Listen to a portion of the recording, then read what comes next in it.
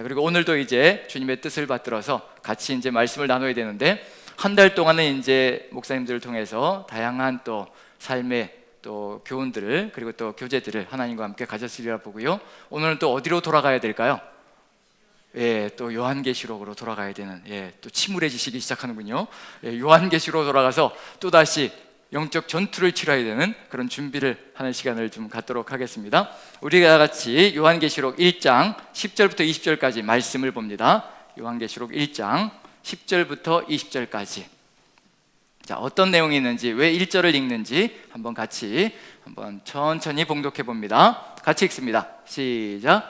주의 날에 내가 성령에 감동되어 내 뒤에서 나는 나팔 소리 같은 큰 음성을 들으니 이르되, 내가 보는 것을 두루마리에 써서 에베소, 서머나, 버가모, 두아디라, 사데, 빌라델비아, 라오디게아 등 7교회에 보내라 하시기로, 몸을 돌이켜 나에게 말한 음성을 알아보려고 돌이킬 때 7 금촛대를 보았는데, 촛대 사이에 인자 같은 이가 발에 끌리는 옷을 입고 가슴에 금띠를 띠고, 그의 머리와 털의 희기가 흰 양털 같고 눈 같으며, 그의 눈은 불꽃 같고 그의 발은 풀무불에 단련한 빛난 주석 같고, 그의 음성은 많은 물소리와 같으며, 그의 오른손에 7별이 있고 그의 입에서 좌우에 날선 검이 나오고, 그 얼굴은 해가 힘있게 비치는 것 같더라. 내가 볼 때 그의 발 앞에 엎드러져 죽은 자 같이 되매, 그가 오른손을 내게 얹고 이르시되, 두려워하지 말라. 나는 처음이요 마지막이니 곧 살아있는 자라. 내가 전에 죽었었노라. 볼지어다 이제 세세토록 살아있어 사망과 음부의 열쇠를 가졌노니, 그러므로 내가 본 것과 지금 있는 일과 장차 될 일을 기록하라. 내가 본 것은 내 오른손에 7별의 비밀과 또 7 금촛대라. 7별은 7교회의 사자요, 7 촛대는 7교회니라. 아멘. 계시록 1장의 내용을 읽었는데요, 이따가 다시 한번 우리 점검해 보는 시간을 갖도록 하고요. 자, 이 10월 한 달 동안 제가 제자반 사역을 하느라고요, 3주 정도 이렇게 제자반, 사랑제자반 이제 같이 나눔의 시간을 갖는데, 귀납법적 성경 연구에서 이 묵상에 대해서 관찰과 그 다음에 또 해석과 적용, 요 3단계를 놓고, 한 주는 관찰, 한 주는 해석, 한 주는 적용, 이렇게 해서 같이 말씀을 나누는 시간을 가졌는데요, 정말 은혜롭게, 기쁘게, 즐겁게, 물론 저만 은혜로웠는지 모르겠지만 어쨌든 같이 세 반을 같이 교제를 하면서 굉장히 행복하고 즐거운 시간을 가졌는데, 그렇게 소그룹과 같이 말씀을 나누면서 서로 교제하고 대화하면서 말씀을 나누면서 느낀 점이 뭐냐면요, 참 우리 모두가 소그룹이었으면 참 좋겠다. 예배가 끝나고 말씀을 서로 나누면서 같이 어떤 느낌인지 또 같이 피드백을 나누면서, 그러할 때 성장이 더 쉽게 일어나고 더 깊이 있게 마음에 와닿는다는 거, 또 말씀을 전하면서 흘겨 지나갔던 것들을 다시 한 번 더 점검하면서 이런 것들은 어떤 의미인지 같이 이제 질문도 하고 또 같이 나누기도 하면서 서로 이제 교제가 얼마나 소중한 것인지를 좀 뼈저리게 깨닫는 시간이었는데요, 소그룹이 그 정도로 굉장히 성장하기에, 말씀을 또 깊이 있게 체험하기에 굉장히 좋은 모습이 아닌가라는 생각이 들었습니다. 또 그걸 느끼면서 조금 이제 마음속에 서운함과 안타까움 같은 게 있었는데, 뭐냐 하면 이제 그 내용 중에 어떤 내용이 나왔냐면요, 네피림에 관한 내용이 나왔습니다. 네피림, 자, 다들 들어보셨죠? 네피림. 그래서 네피림에 대해서 같이 얘기를 나눠야 되는데, 저는 이제 자신감이 넘쳤지요. 네피림이라는 단어만 얘기해도 충분히 이제 대답이 나올 것이라. 왜냐하면 창세기를 강의하면서 막 목이 터져라고 그냥 열변을 토했던 적이 있거든요. 네피림은 하나님의 아들들과 사람의 딸들이 만나서 이렇게 혼합이 되어져서 탄생되어진 존재다, 이렇게 얘기하면서, 그러면 이제 하나님의 아들들과 사람의 딸들은 누구입니까? 라고 질문을 딱 드렸거든요. 근데 어떤 표정이 나왔냐면요, 처음 들어보는 것 같은 눈빛을 가지고, 하나님의 아들들이 뭐지? 사람의 딸들이 뭐지? 그래서 저는 쑥스러워서 대답을 잘 못하시나 보다, 그렇게 생각해서 좀 더 이제 편안하게 분위기를 만들어서, 괜찮으니까 좀 편안하게, 우리 같이 처음이라 그런 거니까 염려하지 마시고 편안하게 대답해 주시라고. 근데도 눈빛이 예사롭지가 않았어요. 눈빛이 전혀 모르는 것 같은.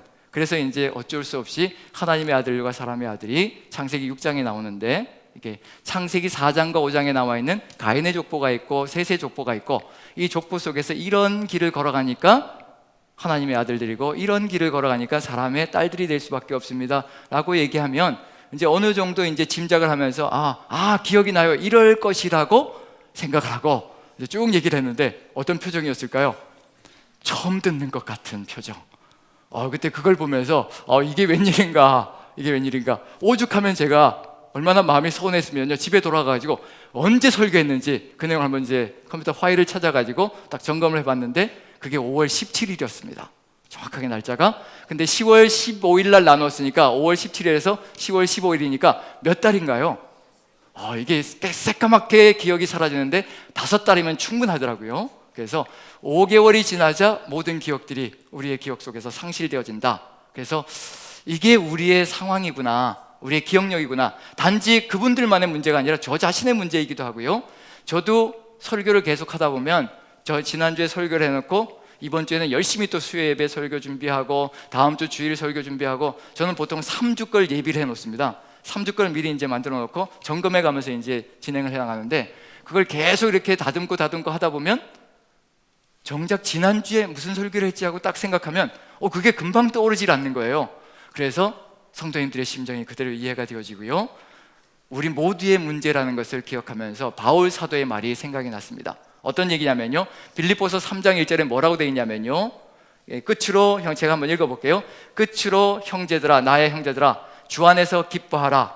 너희에게 같은 말을 쓰는 것이 내게는 수고로움이었고 너희에게는 안전하니라.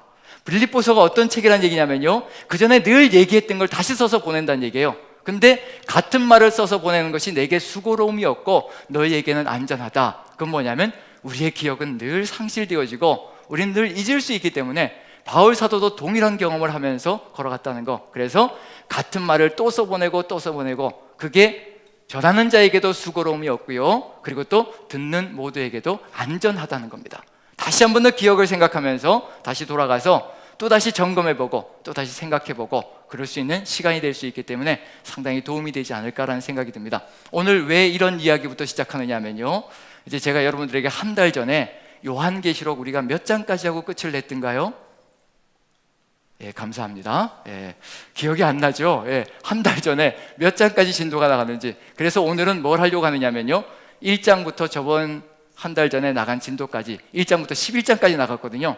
1장부터 11장까지 어떤 내용들이 있었는지를 알아야 그 다음에 이제 다음 주부터는 이제 11장 이후부터 이제 어떻게 연결되어져 갑니다. 이렇게 해서 연결고리가 만들어질 거거든요. 근데 지금 1장부터 11장까지 제가 너무 큰 걸 바라고 있는지 모르겠지만 이 한 달 동안에 그동안 요한계시록 나간 것들을 다시 묵상하면서 천천히 1장부터 읽어서 그 진도까지 나가신 분들이 계시다면 축복을 받기를 간절히 소망합니다. 어쨌든 하나님께서 우리에게 말씀을 주시는 것은 한 번에 끝나는 것이 아니라 평생을 통해서 66권을 끊임없이 묵상해야 될 겁니다. 반복의 반복을 거듭해야 우리의 삶이 되기 시작할 거라는 얘기거든요. 저도 어떤 삶의 경험을 갖느냐면요, 저번에도 말씀드렸을지 모르겠지만 1년만 똑같은 과목을 강의하지 않으면 그 내용이 머리에서 사라진다는 것을 깨달았습니다. 그래서 제가 감사한 건 뭐냐면요, 계속해서 설교를 해야 된다는 거예요. 강의를 하든지 설교를 하든지 계속해서 성경을 보아야 한다는 겁니다. 그게 저한테는 큰 도움이고요, 평생의 재산이 아닐까 하는 생각이 듭니다. 다시 또 반복해서 다시 또 제 안에 새기고 또 돌아보면서 새기고. 근데 또 강의를 할 때 어떤 느낌을 받은 적이 있냐면요, 1년 전에 강의를 해놓고 그 다음에 1년이 지난 다음에 1년 동안 이제 그 동일한 과목을 강의하지 않고 또 이제 그 다음 해 강의를 하게 되었는데 강의록을 쭉 살펴보면서 놀라는 거죠. 제가 써놓고도 놀란 겁니다. 이렇게 은혜로운 얘기들을 내가 했던가? 이렇게 은혜로운 것들을 하나님께서 깨닫게 해주셨던가? 제가 다 강의해 놓고도 잊어버리고요, 또다시 읽으면서 감동이 되는 겁니다. 이게 하나님의 말씀의 또 깊이란 얘기가 되는 거죠. 그런 점에서 오늘 저희가 나갈 것은 1장부터 11장까지 어떤 내용들이 있는지 다시 한번 점검해 보고요, 돌아보면서 우리가 어떤 자세로 삶의 길을 걸어가야 될 것인가, 또 다음을 준비하고 예비해야 될 것인가, 그걸 한번 같이 나눴으면 좋겠습니다. 자, 오늘 뭐부터 시작할 것이냐면요, 오늘 읽은 본문의 말씀부터 첫 번째로 한번 돌려주시죠. 본문의 말씀 첫 번째로 돌려주시는데요, 자, 여기서 분명하게 나타나는 건 1장 10절부터 20절까지 우리가 같이 읽었습니다. 요한계시록은 1장이 기관차와도 같은 역할을 감당합니다. 만약에 1장이 빠져버리면요, 우린 요한계시록의 시대를 살아갈 수 없습니다. 지금 현재를 살아갈 수 없다는 얘기예요. 그걸 분명히 아시기 때문에 요한계시록은 1장부터 시작합니다. 이 1장이 삶의 바탕이 되어져야 그 다음에 2장부터 진도가 나갈 수가 있습니다. 그런데 1장이 빠지는 그 순간에요, 우리는 더 이상 진도를 나갈 수조차 없는 존재가 될 겁니다. 그래서 요한계시록에서 1장은요 생명과도 같은 장입니다. 그래서 1장이 우리의 것이 완전히 되어 있어야 그 다음부터 세상 속에 들어가서 뭔가를 이루어 나갈 수 있는 길을 열어갈 수 있습니다. 자, 1장에는 무엇이 있기 때문에 우리의 생명과도 같고 기관차도 같은 역할을 감당할까요? 무엇이 들어있기 때문일까요? 1장에 우리 방금 1장 10절부터 20절까지 읽었죠? 방금 읽은 거니까 제가 질문을 드리는 겁니다. 자신 있게. 자, 1장 10절부터 20절까지는 무슨 내용이 들어가 있나요? 예. 예? 계시록의 목적. 좋습니다. 계시록의 목적이 들어가 있고요. 계시록의 목적. 좋습니다. 예. 해코지 할 수는 없고요, 제가. 예. 예. 좋습니다. 계시록의 목적을 얘기해 주셨고. 좋습니다. 그 다음엔요. 계시록의 목적으로 나아가기 위해서 반드시 필요한 것. 지금 보시면 누구에 대해서 이야기하고 있는 거예요? 예수 그리스도에 대해서 얘기하고 있는 겁니다. 예수 그리스도가 우리의 삶의 중심이 되지 않으신다면요, 우린 절대 더 이상 진도를 나갈 수조차 없습니다. 요한계시록 1장은 요한계시록의 목적을 이루기 위해서는, 끝까지 하나님이 뜻하신 그 목적을 향해서 나가기 위해서는요, 예수 그리스도가 우리의 삶의 중심이 되어야 한다는 겁니다. 그 예수 그리스도를 설명하고 있는 겁니다. 죽었다가 다시 살아나신 분, 죽음이 절대 끝이 아니라는 것을 우리에게 증거해 주신 분, 증명해 주신 분입니다. 그래서 이 세상 속에서 아무리 고난과 고통이 있을지라도 두려워하지 말라는 얘기입니다. 주님께서도 그 고통 속에서 설사 죽었을지라도, 육신의 생명이 끝났을지라도 절대 그 육신의 생명으로 끝나지 않고 다시 살아나셨다는 겁니다. 누구도 다시 산다는 얘기인가요? 우리도 주님과 함께 다시 살아난다는 것을 알려주고 있는 중입니다. 누구를 보면 우리가 힘이 난다는 얘기냐면요, 우리 구주 예수 그리스도가 누구이신지를 정확하게 가슴에 새기면 그 다음부터 어디로 가든지, 어떤 방향으로 가든지, 어떤 역경이 오든지 흔들림 없이 걸어갈 수 있다는 것을 보여주고 있는 중입니다. 그걸 어디에서, 우리의 삶 속에서 한번 예를 들어본다면요, 우리의 어릴 적을 한번 생각해 보시면 될 것 같아요. 우리 어릴 적에 누구 손만 붙들고 나가면 겁도 없어지나요?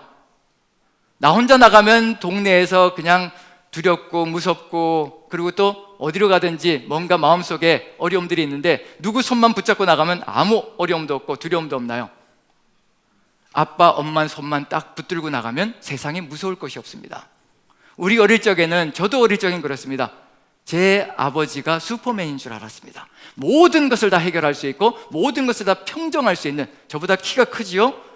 우러러 볼 수 있는 그런 존재였고요. 그래서 모든 것을 다 해결해 줄 수 있는, 미친 개가 달려 들어와도 어디로만 숨으면 되느냐면요, 아버지 뒤로만 숨으면 되는 겁니다. 어머니 품속으로 뛰어들면 되는 겁니다. 무엇을 믿기 때문이냐면요, 미친 개가 달려 들어와도 내 어머니가 그걸 막아줄 것이고 내 아버지가 그것을 막아줄 것이고, 그 미친 개에게 물려가면서까지 목숨을 내어놓고 나를 지켜줄 것이라는 것을 내가 믿기 때문에 아빠, 엄마 손만 붙들고 나가면 두려움이 없어집니다. 지금 요한계시록 1장에서 예수 그리스도의 모습을 보여주고 있는 이유는 뭐냐면요, 예수 그리스도가 누구이신가를 알려주고 있는 이유는 뭐냐면요, 이분 뒤에만 숨어 있으면, 이분과 함께 손잡고 나아가면 세상에 무서울 것이 없다는 겁니다. 죽었다가도 다시 살아나는데 뭐가 무섭겠냐는 얘기예요. 죽음이 끝이 아니라는 얘기입니다. 이 예수님이 우리의 삶의 동력이 되고 기관차가 되셔서 우리의 앞장을 서시고 우리의 삶을 이끌어 나가신다면 우리는 이 세상에 두려울 것이 없는 존재가 될 것이라는 거, 그 13절부터 한번 읽어봅니다. 한번 다시 한번 읽어보죠. 13절 같이 읽습니다. 시작. 촛대 사이에 인자 같은 이가 발에 끌리는 옷을 입고 가슴에 금띠를 띠고, 촛대 사이에 인자 같은 이가 발에 끌리는 옷을 입고 금띠를 띠고 촛대 사이에서 움직이고 계시는 겁니다. 교회 사이를 움직이고 계신다. 우리가 성도가 교회라는 얘기거든요. 바로 우리 안에서 움직이고 계신다는 것을 그대로 보여주고 있는 중입니다. 지금 우리와 소외되어지고 동떨어져서 역사하시는 분이 아니라 바로 우리 안에서 역사하시고 우리를 이끌어 가시는 분이시라는 얘기입니다. 14절부터 한번 보죠. 14절 같이 읽습니다. 시작. 그의 머리와 털의 희기가 흰 양털 같고 눈 같으며 그의 눈은 불꽃 같고, 머리에 털의 희기가 흰 양털 같다. 정말 오래되신 분이라는 것, 영원하신 분이라는 것을 이걸로 표현하고 있는 중입니다. 어제도 계셨고 오늘도 계시고 내일도 계신 영원하신 하나님, 불멸의 하나님을 그대로 보여주고 있는 중입니다. 절대 사라지지 않는 분이요, 우리와 영원히 함께 하시는 분이라는 것을 보여주고 있고요. 그의 눈은 불꽃 같고, 불꽃 같다는 얘기 뭐냐면요, 모든 중심을 꿰뚫어 보시고 분별력을 가지고 우리의 삶을 이끌어갈 수 있는 분이라는 것을 그대로 보여주고 있는 중입니다.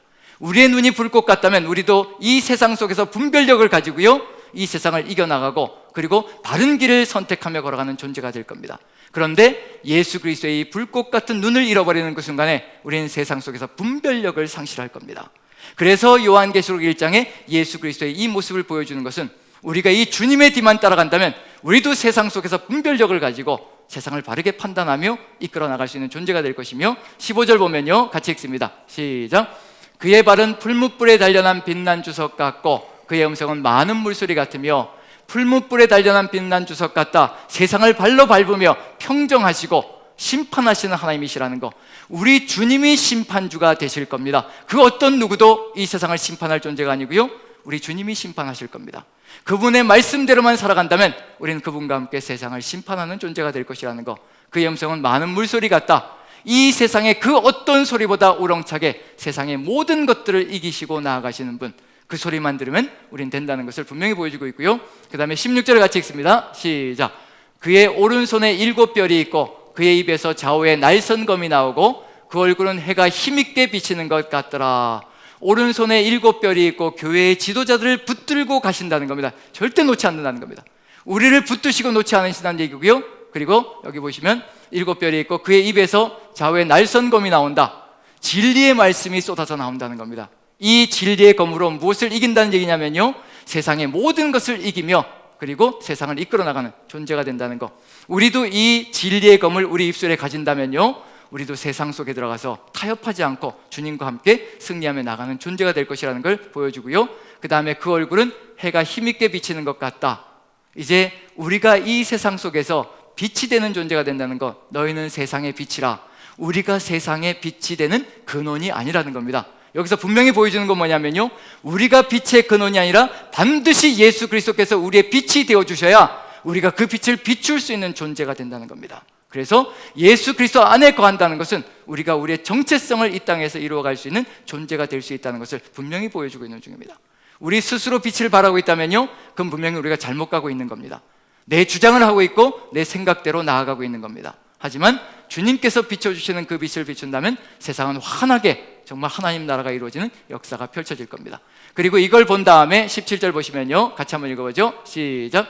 내가 볼 때 그의 발 앞에 엎드러져 죽은 자 같이 되매 그가 오른손을 내게 얹고 이르시되 두려워하지 말라. 나는 처음이요 마지막이니. 처음이요 마지막이다. 시작도 내가 했고 끝도 내가 낼 것이라. 그 어느 누구도 시작한 존재가 아니고요, 우리 주님께서 이 세상을 시작하셨습니다. 그럼 이 세상의 끝도 누가 낼 것이냐면요, 우리 주님께서 끝을 내실 겁니다. 누구에게만 붙어 있으면 되느냐면요, 바로 시작이고 끝이신 우리 예수 그리스도 안에만 붙어 있으면 우리는 시작도 열었고 끝도 주님 은혜 안에서 이루어지는 역사가 펼쳐질 겁니다. 18절을 한번 봅니다. 18절 같이 읽습니다. 시작. 곧 살아있는 자라 내가 전에 죽었었노라. 볼지어다 이제 세세토록 살아있어 사망과 음부의 열쇠를 가졌노니. 영원토록 살아있는 존재가 된다는 것. 죽었었지만 볼지어다 이제 세세토록 살아있어 사망과 음부의 열쇠를 가졌다. 두려워해야 될 것이 뭘까요? 죽음도 극복하시는 우리 주님이십니다. 죽음도 이기셨거든요. 그럼 이 주님이 우리의 주인이 되신다면, 우리의 왕이 되신다면 우리도 무엇을 이긴다는 얘기냐면요, 죽음을 이긴다는 겁니다. 그래서 무엇이 될 수 있는 길이 준비된다는 얘기냐면 바로 우리도 순교자의 길을 걸어갈 수 있는 존재가 된다는 것. 왜냐하면 주님과 함께 죽는 것은 곧 영원한 생명으로 나아가는 길이라는 것을 보여주고 있다는 얘기거든요. 그 주님께서 우리를 너무도 사랑하셔서 십자가의 생명을 내어주셨습니다.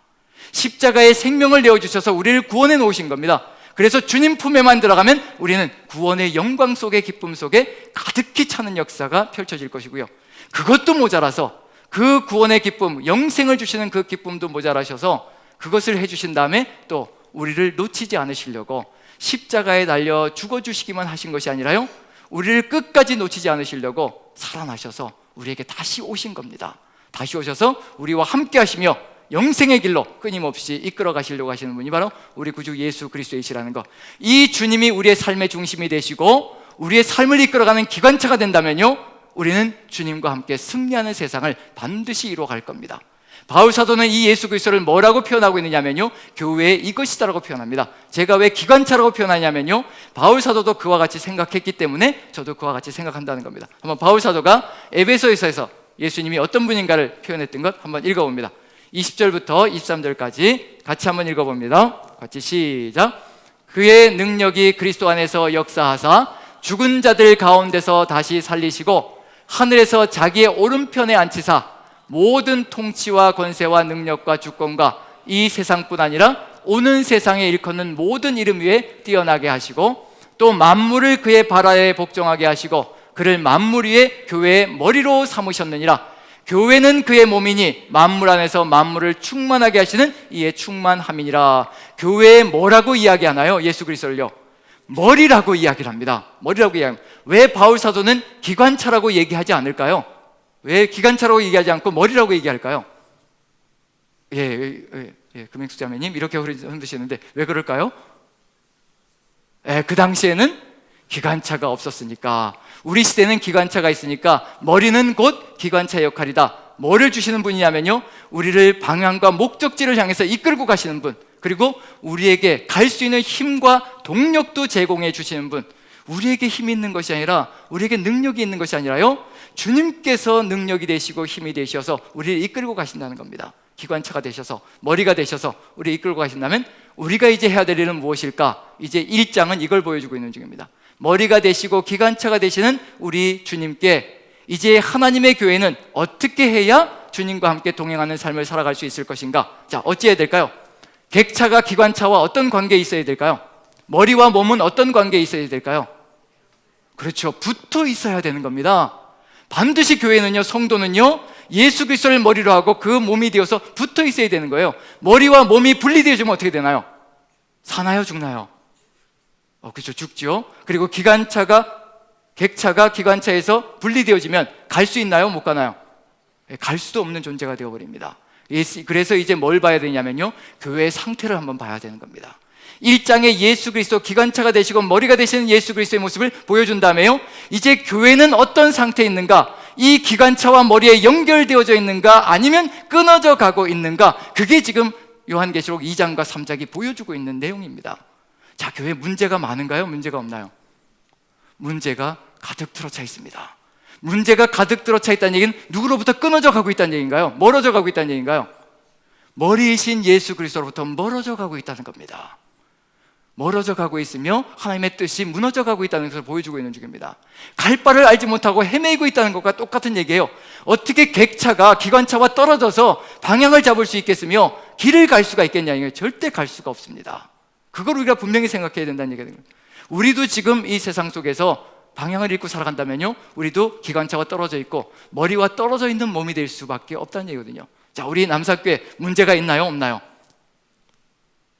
오전 시간에는 이구동성으로 문제 많다고 얘기하셨는데, 자, 문제 있나요? 없나요? 그래서 제가 말씀드렸죠. 아니, 그렇게 문제가 많으면 문제 많다고 생각하시는 분들 일단 남으셔가지고 저하고 한번 대화를 하십시다. 그랬더니 문제 없다고 얘기하더라고요. 그래서 우리 교회도 문제가 있나요? 없나요? 그래서 조금은 있죠. 문제 없는 교회가 어디 있겠습니까? 그래서 요한계시록 7교회가 2장과 3장에 나옵니다. 뭘 보여줄까요? 문제가 있는 교회들이 많은가요? 문제가 없는 교회들이 많은가요? 문제가 있는 교회, 7교회에서 2교회만, 서모나 교회와 빌라델비아 교회 2교회만 야단을 맞지 않습니다. 그리고 5교회는 야단 맞는 것과 칭찬받는 것이 섞여 있고요. 그리고 라오디게아 교회, 맨 마지막에 7번째 라오디게아 교회는 칭찬이 한마디도 없습니다. 전부 다 야단 맞는 것밖에. 근데 가장 긴 내용이에요. 라오디게아 교회의 내용이 가장 긴 내용인데 전부 다 뭐냐면 아주 야단 맞는 이야기로 가득 들어차 있습니다. 그런 안타까운 모습들이 보여지는 거죠. 그래서 7교회에서 2교회, 서모나 교회와 빌라델비아 교회가 야단을 맞지 않고 칭찬만 들었습니다. 그러면 퍼센테이지로 따져서 문제없는 교회는 몇 퍼센트일까요? 이 세상에. 수학 잘하시죠? 몇 퍼센트인가요? 너무 지금 막 계산을 하고 계시는 분들도 계신데, 자, 대충 잡아서 한 30% 정도. 근데 이 30% 정도 되는 교회도 문제가 없기 때문에 없는 것이 아니라요, 산적해 있는 문제가 있습니다. 단지 주님과 함께 뭘 하고 있다는 얘기예요? 이겨내고 극복하고 있을 뿐이라는 얘기입니다. 그럼 이 세상에 문제 없는 교회는 있다는 얘기인가요? 없다는 얘기인가요? 문제 없는 교회는 없습니다. 단지 그것을 이겨내며 가고 있느냐, 그것에 무너져 가고 있느냐, 그 차이밖에 없을 겁니다. 지금 7교회도 바로 그와 같은 모습을 보여주고 있는데요, 이 내용 속에서 우리가 뭐라고 변명할 때가 많냐면요, 세상 사람들이 교회를 보면서 교회가 어떻게 그런 모양이냐, 그런 모양새로 그렇게 타락해서 그렇게까지 가면 되겠느냐 라고 세상 사람들이 핀잔을 주고 비방을 하고 비난할 때 우리가 하는 말이 있습니다. 뭐라고 얘기를 하냐면요, 좋은 교회도 참 많다, 왜 자꾸 나쁜 교회만 보느냐, 좋은 교회도 많다라고 우리는 변명을 합니다. 그럼 세상 사람들 어떻게 반응을 보일까요? 좋은 교회도 많다라고 하면요, 이런 반응을 보이고 있습니다. 한번 읽어보죠. 그 다음 보여줍니다. 같이 한번 읽어봅니다. 세상의 반응입니다. 우리가 얘기할 때 같이 한번 읽어봅니다. 시작. 좋은 교회도 많다는 말은 정말 웃긴다. 좋은 도둑도 많다는 말보다 더 웃긴다. 얼마나 교회가 개판이면 이런 말이 나올까? 모든 교회는 당연히 좋아야 정상인데 좋은 교회도 많단다. 세상의 비웃음을 오직 교회만 모른다. 이게 세상 사람들이 하는 얘기입니다.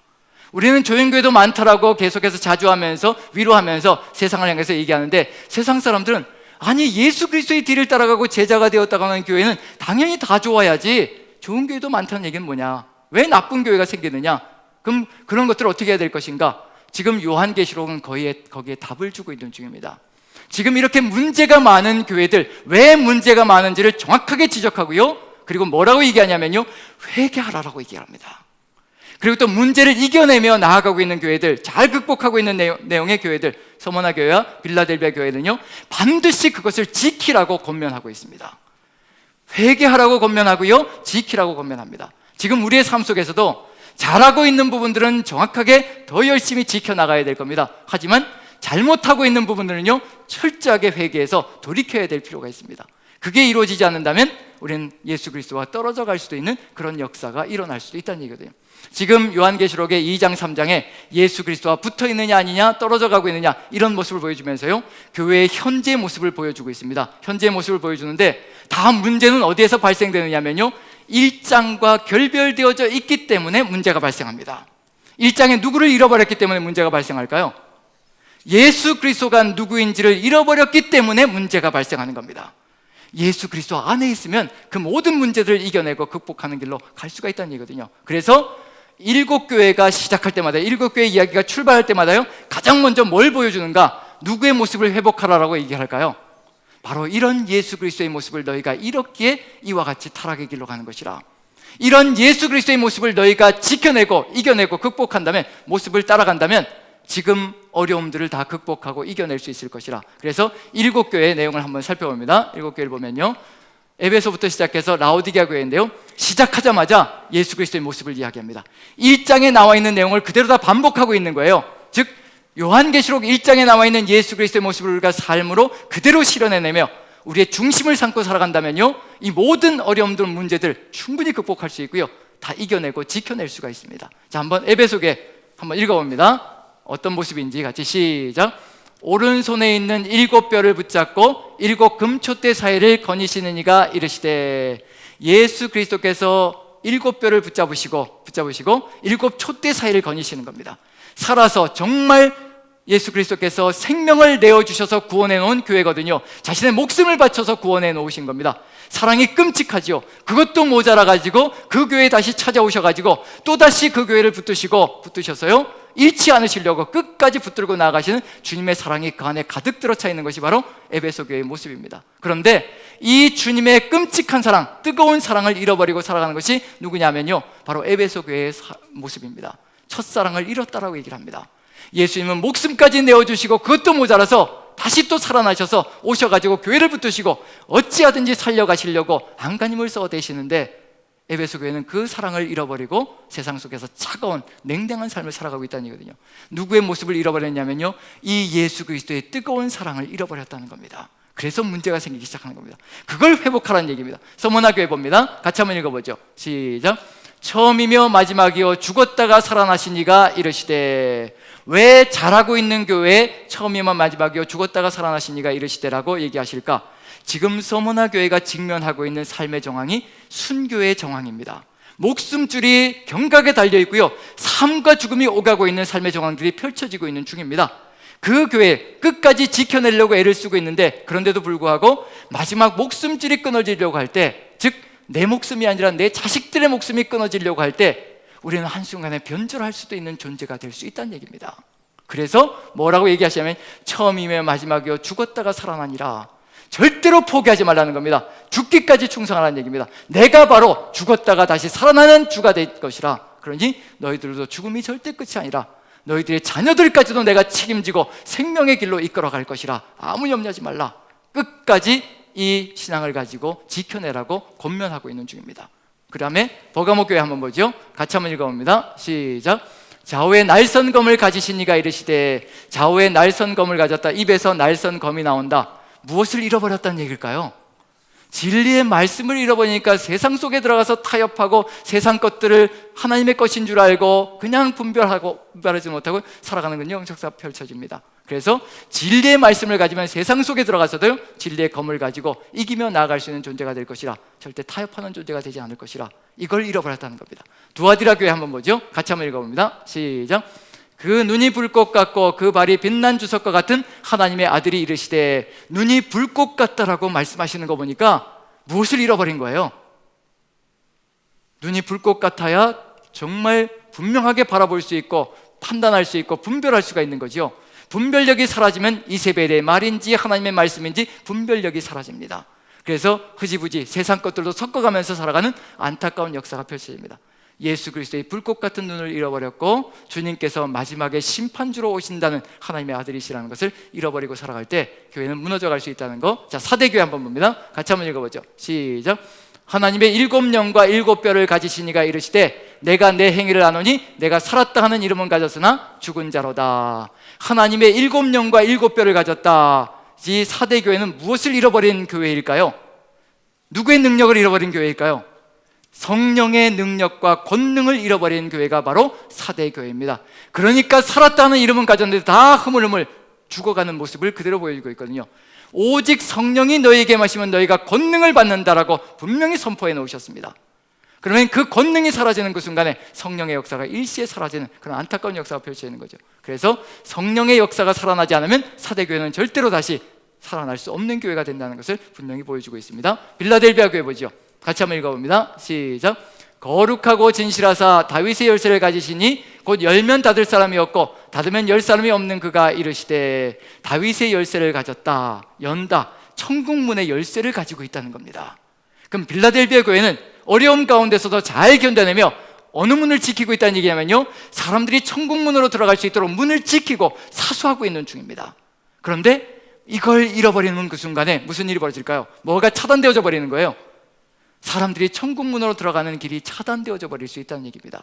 지켜내야 되는데, 그래서 예수님께서 이것을 끝까지 지키라라고, 너희에게 그 열쇠가 주어져 있으니 끝까지 지켜서 한 사람이라도 천국문에 들어갈 수 있도록 최선을 다하라는 그런 권면이 들어가 있습니다. 그 다음에 라오디게아 교회 같이 한번 읽습니다. 시작. 아멘이시오 충성되고 참된 증인이시오 하나님의 창조의 근본이시니가 이르시되. 아멘이요 충성되고 참된 증인이라고 하는 거 보니까 뭘 다 잃어버린 거예요? 교회가요, 모든 신앙의 모습들을 다 잃어버리고 아멘, 즉 아멘으로 화답하며 순종하고 응답하며 나가는 삶 자체가 다 사라졌다는 겁니다. 충성이 사라지고요, 증인으로서의 사명 전체가 다 사라졌습니다. 야단과 질책으로 가득 들어차 있고요. 그런데 이 사람들은 뭐라고 고백하고 있는 중이냐면요, 선포하고 있는 중이냐면요, 우리는 부요하여 부족한 것이 없다라고 큰 소리치고 살아가고 있는 중입니다. 우리는 부유하여 세상 속에서 아무것도 부족한 것이 없다는 겁니다. 세상 사람들이 보기에는 부유해서 아무것도 부족한 것이 없는 것 같지만, 하지만 예수 그리스도의 눈으로 볼 때는요, 모든 신앙을 다 팔아먹고 살아가는 그런 인생길이 되어 있다는 것을 그대로 보여주고 있는 중입니다. 그것을 회복해내지 않는다면 이제 입에서 토해낼 것이라고까지 말씀해 주신다는 얘기거든요. 엄청난 얘기입니다. 토해낸다는 얘기는 구원도 사라질 수 있다는 그런 절박감까지도 보여주고 있는 안타까운 모습이 그대로 들어가 있다는 얘기거든요. 그 정도로 무서운 이야기들이 또 들어가 있습니다. 여기에서 만약에 이 7교회가 이와 같은 예수 그리스도의 모습을 회복하고요, 어디로 연결되면 된다는 얘기인가요? 회복되어져서 누구에게로 연결되면요, 기관차이신 예수 그리스도에게로, 1장에 있는 그 예수 그리스도에게로 딱 연결되어진다면요, 이제 세상은 달라질 겁니다. 이 기관차와 객차를 통해서 어떤 일이 벌어질 것인가, 어떤 역사가 벌어질 것인가, 하나님께서는 그걸 기대하시고 계시거든요. 기관차가 힘차게 달려가면서 객차가 그 뒤를 따라가고 있는 중입니다. 그럼 이제 달려가면서 누가 객차에 탈 수 있을까요? 그 객차에 구원열차라고 생각해 보십시오. 예수님께서 기관차가 되셔서 객차를 끌고 나가시는 겁니다. 우리는 몸인 객차가 되어 있고요. 그리고 어디에 사람들이 타기 시작하는 건가요? 구원받은 사람들이 세상 속에서요, 객차에 타기 시작하겠죠. 구원열차가 되는데 하나님은 우리를 통하여서 세상을 구원하시기를 간절히 소망하시는 겁니다. 우리가 객차가 되어서 한 사람이라도 더 객차에 실어낼 때 이 세상은 희망이 있고 기쁨이 있는 그런 길을 열어갈 것이라는 것, 그래서 이와 같이 예수 그리스도에게 딱 달라붙어야 된다는 것, 하나로 연결되어져야 된다는 것을 우리에게 말씀하고 계시는 중입니다. 만약에 이렇게 연결된다면, 이렇게 회개하고요, 그리고 지키면서 예수 그리스도와 하나 되어진다면 이제 미래상이 뭔지 미리 보여줍니다. 이런 역사가 펼쳐질 것이라, 그게 바로 4장부터 시작되는 겁니다. 1장이 예수 그리스도가 머리가 되시고요, 기관차가 되셔서 우리를 이끌고 가기를 간절히 소망하시는 모습이 보여지고 있다면요, 2장과 3장은 이 기관차로부터 떨어져 나가려고 하는 안타까운 교회의 모습이 들어가 있습니다. 그래서 회개하라 하시고, 그리고 바른 것을 지키라고 명령하시고요, 그리고 이제 진정한 모습으로 회개하여 예수 그리스도께로 나아간다면, 이 회복, 예수 그리스도의 모습을 회복한다면요, 이제 4장과 5장에서 이와 같은 미래가 펼쳐질 것이라. 그래서 4장 1절을 보시면요, 같이 한번 읽어봅니다. 자, 같이 한번 읽습니다. 어떤 일이 벌어질지 같이 시작. 이 일 후에 내가 보니 하늘에 열린 문이 있는데, 내가 들은 바 처음에 내게 말하던 나팔 소리 같은 그 음성이 이르되 이리로 올라오라. 이후에 마땅히 일어날 일들을 내가 내게 보이리라 하시더라. 만약에 예수 그리스도의 말씀을 따라서 회개하고 잃어버린 예수 그리스도의 모습을 다시 회복하여 우리의 정체성으로 만들어가며, 그리고 그것을 고수하고 지키며 걸어간다면 이후에 마땅히 일어날 일들을 내가 너희에게 보이리라. 이와 같은 역사가 펼쳐진다는 겁니다. 그게 뭐냐면요, 요한계시록 4장에 하늘 예배가 보여집니다. 하늘 환상이 보여지는 거예요. 하늘 예배가 보여지는데 세 단어, 한 단어가 3번씩이나 반복되어져서 나타납니다. 그게 뭘까요? 예배자들이, 천상의 존재들이 하나님을 예배하는데 뭐라고 예배하나요? 거룩하다, 거룩하다, 거룩하다, 거룩하다. 끊임없이 누구를 거룩하다 하느냐면요, 하나님을 거룩하다, 거룩하다, 거룩하다 예배하는 존재가 됩니다.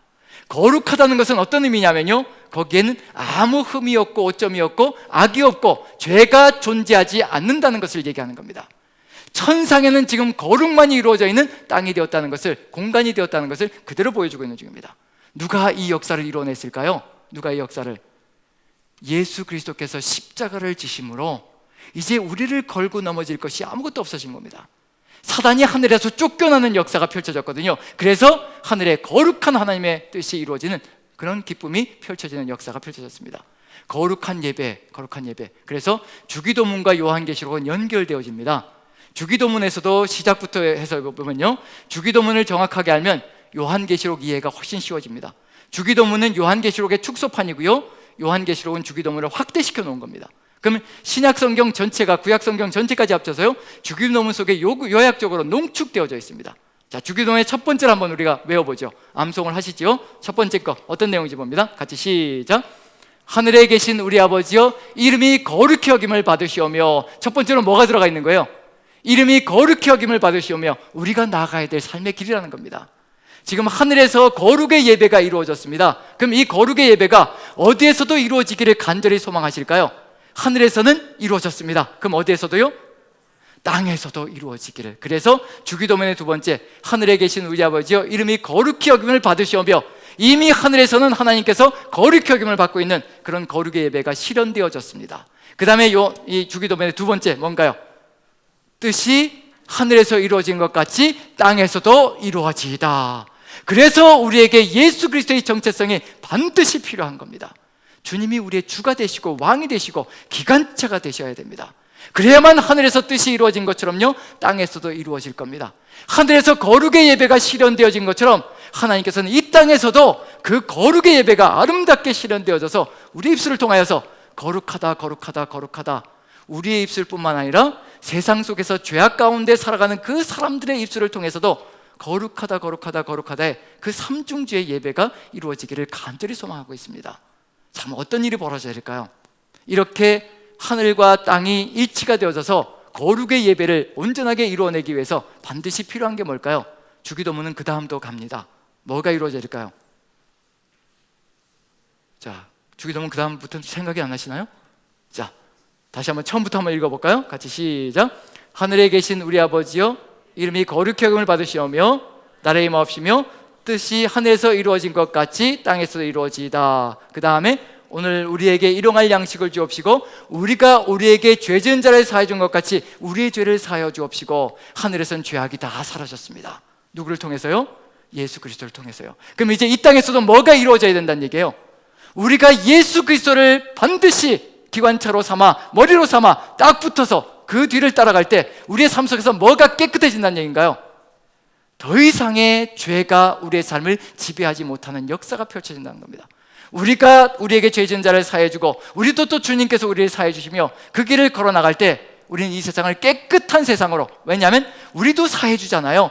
우리에게 상처 준 사람의 죄를 용서해주고 그래야 또 하나님께서도 우리의 죄를 또 사해 주시면서 이 세상이 깨끗한 세상으로 만들어져 갈 것이라는 거. 그럼 결국 이제 가야 될 길은 뭐냐면요, 이렇게 우리 일곱 교회가 가지고 있는 죄악된 모습들, 타락된 모습들, 이런 것들이 깨끗하게 해결되어져야 이제 이 땅에서도 어떤 예배가 회복된다는 얘기냐면요, 거룩의 예배가 회복되어진다는 겁니다. 자, 거룩하기 위해서 반드시 필요한 게 뭘까요? 누구의 말씀대로 살아가면 거룩이 회복되어질까요? 그렇죠. 하나님의 말씀대로 살아가면 거룩은 거기에서 이루어지는 겁니다. 말씀대로 걸어갈 때, 예수 그리스도 안에 있을 때 하나님의 말씀을 따라 걸어가는 삶의 길들이 열려질 것이라는 거. 그래서 누가 이 모든 것을 깨끗하게 하셨는가? 우리의 죄를 사해 주신 그 주님을 따라가면 된다는 얘기거든요. 그래서 누가 나서야 될 때가 됐냐면요, 예수 그리스도께서 우리의 삶을 다시 한 번 더 이끌어 가신다면, 그래서 이제 5장에서 뭐가 나타나냐면요, 세상에 인을 떼는 사건이 벌어질 겁니다. 우리를 세상 속에서 구별하셔서 다시 또 이제 하나님의 사람으로 만들어가기 위해서 5장 1절부터 한번 봅니다. 5장 1절부터 우리 힘으로는 이런 세상을 만들어갈 수 없으니, 거룩한 세상을 만들어갈 수 없으니 또 누가 나서 주셔야 되느냐면요, 5장 1절부터 같이 한번 읽어보죠. 시작.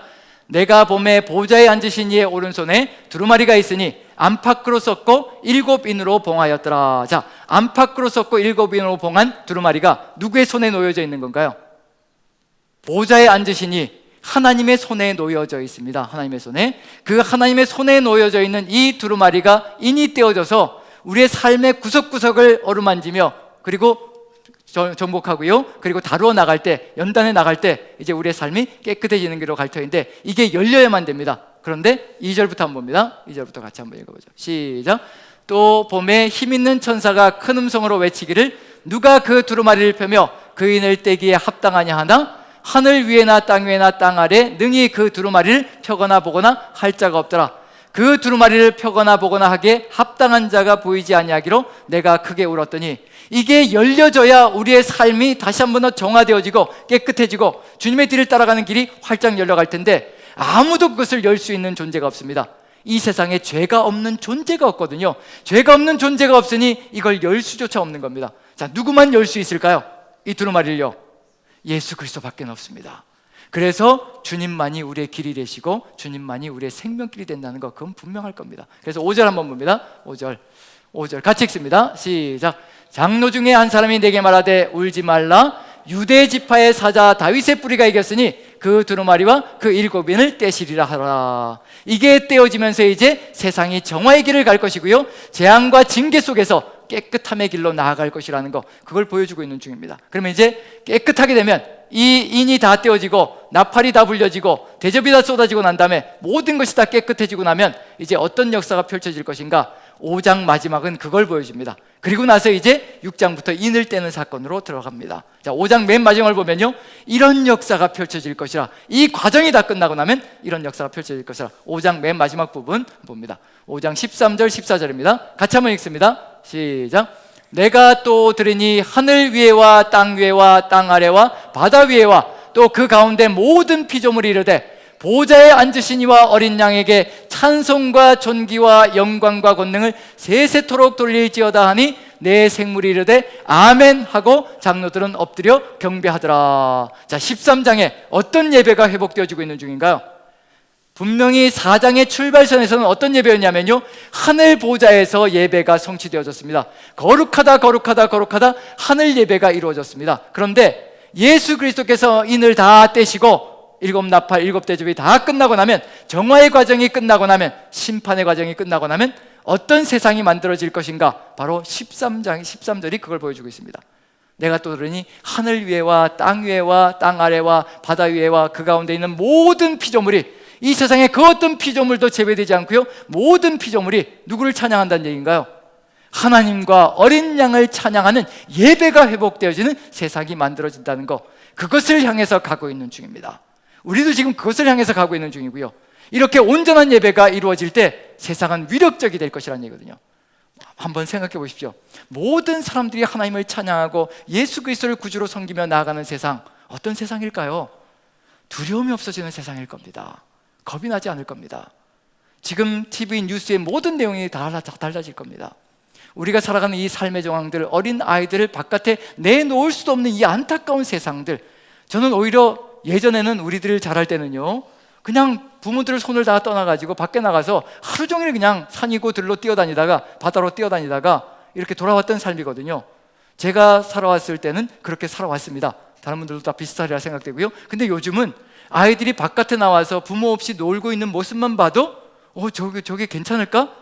저게 안전할까? 이런 마음이 드는 것을 보면 세상이 얼마나 각박해졌는지, 얼마나 죄악으로 가득 들어차 있는지 분명하게 느껴볼 수 있지 않을까 싶습니다. 바로 이와 같이 온전한 예배가 회복되어진다면요, 천국이 따로 없는 세상이 될 겁니다. 바로 이와 같은 세상을 향해서 요한계시록은 가고 있는 중입니다. 자, 그럼 이제 6장부터 시작해서 무슨 일이 벌어져야 될까요? 이제 인을 떼고 나팔이 불려지고 그 다음에 대접으로 연결되어지는데요, 우리가 봤던 건 6장부터 11장까지 봤기 때문에 6장부터 11장까지 도표를 가지고 한번 봅니다. 이런 역사가 펼쳐집니다. 이 도표 보신 적 있으시죠? 예, 다시 한번 반복하는 겁니다. 자, 일곱 인을 뗄 때 6장, 7장이 일곱 인을 떼는 사건이 펼쳐집니다. 그 다음에 8장부터 11장까지는 일곱 나팔이 불려지는 역사가 펼쳐지고요. 그런데 일곱 인과 일곱 나팔, 이렇게 재앙과 징계의 내용들이 펼쳐질 때 하나님께서 정말 죽이려고 이러시는 것이가 절대 그게 아니라는 겁니다. 하나님께서는 구원할 자를 반드시 구원하신다는 것을 분명히 보여주고 있는 중입니다.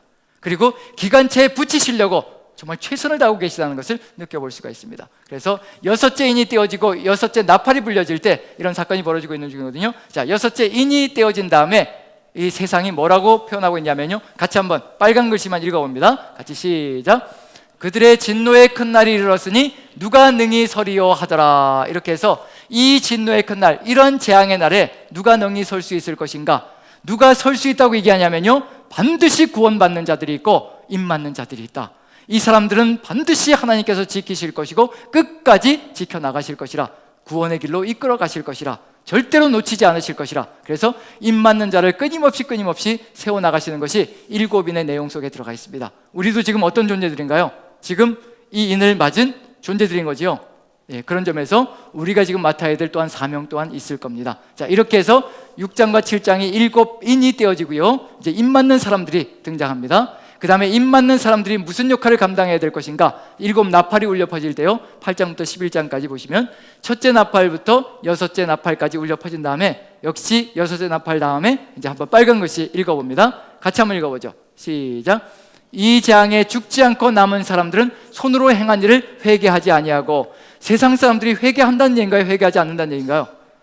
이 재앙들을 주시는 이유는 하나님만이 이 재앙의 주인이시고 살기 위해서는 반드시 하나님께로 돌이켜야 된다는 걸 얘기하고 있는 중인데, 완악한 인생들은요 끝까지 버텨내고 있는 중입니다. 자, 그렇다면 세상을 회개시키기 위해서 누가 나서야 될 것인가? 누가 나서야 될까요?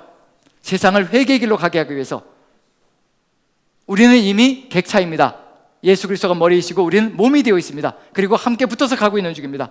이 객차에 누가 실어야 돼? 누가 타야 될 것이냐면요, 세상 사람들이 이 객차에 타야 되는데 누가 그 역할을 감당해 줘야 될 것인가? 우리가 바로 그들이 탈 수 있는 길을 열어갈 수 있는 존재가 되게 만들어 가야 된다는 거. 그래서 입 맞은 사람들이 이제 여기서 무슨 역할을 감당해야 될 것이냐면요, 증인의 사명을 감당하며 세상 사람들이 회개의 길로 갈 수 있도록, 우리 구주 예수 그리스도를 구주로 영접하는 길로 갈 수 있도록 그 이끌어가는 역할들을 감당해 나가야 된다는 것, 그것을 보여주고 있는 중입니다. 그러할 때 어떤 역사가 펼쳐질 것인가? 이제 이 증인들의 역할을 통해서요, 이와 같은 역사가 아마 보여졌다고 나눈 적이 있을 겁니다. 같이 한번 읽어보죠. 그 다음 부분을 보시면요, 요한계시록 11장 13, 14절 보시면요, 이제 두 증인, 즉 우리 입맞은 자들이 소명을 감당하며 걸어갈 때 세상이 이와 같은 길로 나아갈 수 있다는 것을 보여주고 있는 겁니다. 희망인 겁니다. 13절 14절 같이 읽습니다. 시작. 그때 큰 지진이 나서 성 10분의 1이 무너지고 지진에 죽은 사람이 7천이라. 그 남은 자들이 두려워하여 영광을 하늘의 하나님께 돌리더라. 둘째 화는 지나갔으나 보라, 셋째 화가 속히 이르는도다. 그 남은 자들이 무엇이라고 얘기하냐면요, 두려워하여 영광을 누구에게 돌린다고요? 하나님께 돌리는 역사가 펼쳐진다. 우리가 증인의 사명을 감당해 나가면서요, 세상 사람들이 하나님을 두려워하게 만들어가는 그런 역사가 펼쳐지며 영광을 하나님께 돌릴 수 있도록 만들어 나갈 때 한 사람이라도 더 구원 열차에 탈 수 있는 그런 길을 열어갈 수 있다는 것을 분명히 보여주고 있는 중입니다. 여기까지가 뭐냐면요, 지금 우리가 살아가고 있는 삶의 정황입니다. 만약에 14절처럼 둘째 화는 지나갔는데 마지막 셋째 화가 온다, 7번째 나팔이 울려 퍼지면요, 이제 모든 것이 끝나버리는 겁니다. 아무 희망도 없습니다. 더 이상 회개의 기회도 주어지지 않습니다. 왜냐하면 이제 7번째 나팔이 울려 퍼지면 7 대접이 쏟아질 것이고요, 7 대접이 쏟아지는 그 순간에 이제 모든 심판이 끝나고 이제 세상은 종말의 때가 올 것이라는 것을 분명히 우리에게 보여주고 있다는 얘기입니다. 그럼 우리는 어디가 사명이냐면 바로 요 13절까지가 우리의 사명입니다. 최선을 다해서 입맞은 자로서 세상 속에서 우리가 예수 그리스도와 함께하는 사람으로서 구주 예수 그리스도를 끊임없이 선포하고 증거함으로, 증인의 사명을 감당함으로 세상 사람들이 우리 구주가 누구이신지 보고 그 구원 열차에 올라탈 수 있도록 최선을 다하며 살아나가는 것, 그것이 바로 우리의 사명이라는 것을 마음에 새긴다면요, 우리가 바로 이 세상의 희망이라는 것을 다시 한 번 더 느껴볼 수 있지 않을까 싶습니다. 한번 마지막 도표를 한번 봅니다. 자, 이걸 보시면요, 요한계시록 1장부터 11장까지의 요약 도표입니다. 자, 첫 번째로 머리와 기관차 되시는 예수 그리스도이십니다. 1장은요, 그래서 죽음을 이기고 승리하신 살아계신 예수 그리스도, 살아서 역사하시며 우리 이끌어 가시는 예수 그리스도, 그 예수 그리스도가 바로 1장의 주인공이십니다. 그 예수 그리스도에게 누가 붙어 있어야 되냐면요, 교회가 몸이 되어서 붙어 있어야 되는데, 그런데 떨어져 나가기 직전까지 되어져 있습니다.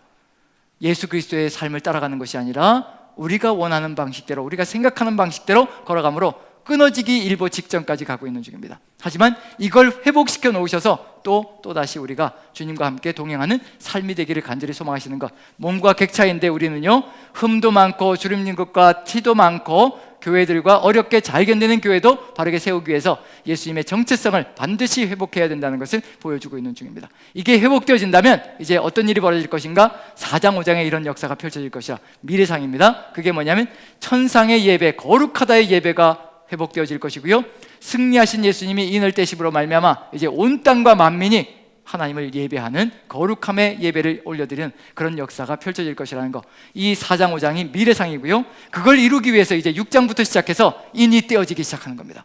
인이 떼어지면서 이제 우리의 삶이 하나씩 정화되어지고, 그리고 우리의 잘못되어진 것들이 깨끗하게 씻겨 나감으로 이제 주님께로 나아가는, 이제 저렇게 끊어져 있는 객차가 주님께로 붙어지는, 그리고 머리와 몸이 일치되어지는 그런 역사가 펼쳐지며 우리는 구원의 길로, 또 구원받는 사람들의 수를 늘려가는 삶의 길로 걸어갈 수 있다는 것을 우리가 마음에 새기고, 우리의 삶 속에서 이제 요한계시록이 우리에게 보여주는 것은 단순히 그저 세상은 재앙을 받을 것이고 징계를 받을 것이고 이러한 역사가 펼쳐진다, 그것을 보여주는 것이 아니라 바로 우리가 예수 그리스도 안에 있다면 이렇게 극심하게 어려운 세상 속에서도 구원받는 사람들의 수를 세워갈 수 있고 늘려갈 수 있다는 것을 우리에게 보여주는, 또 우리의 소명과 그리고 또 우리의 길을 보여주는 그런 역사라고 생각합니다. 그런 점에서 우리가 이것을 분명히 이루어 나가기 위해서는 반드시 누구에게 붙어 있어야 될 것인가? 바로 우리의 머리 되시고 기관차 되시는 예수 그리스도, 지금도 살아서 역사하시는 주님께 우리가 붙어 있는다면요, 우리는 이와 같은 사명을 감당하며